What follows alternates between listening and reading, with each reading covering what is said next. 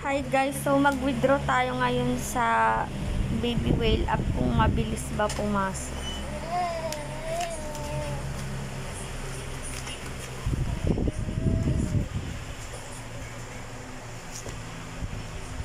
Ayun guys, hindi muna tayo mag-i-invite ngayon kasi may sinabi dito sa official Telegram ng Baby Whale. Nakalagay kasi dito, there are now a large number of users who steal screenshots of others people's payment to contact customer service. So, ninanakaw kasi daw nila yung screenshot ng mga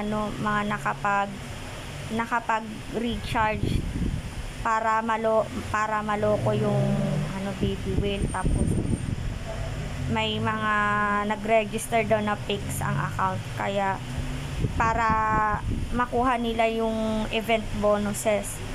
So, close daw muna yung group ngayon.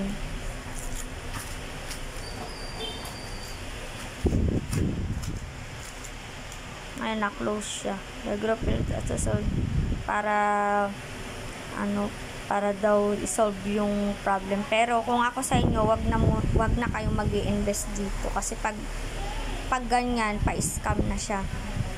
So, 'di ba dati mabilis lang yung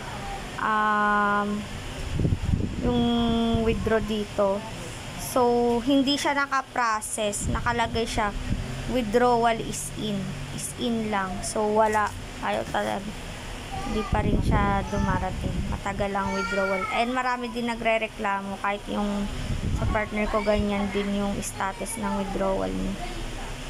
Kaya wag muna kayo mag-invest dito. Ay, wag na kayo mag-invest guys.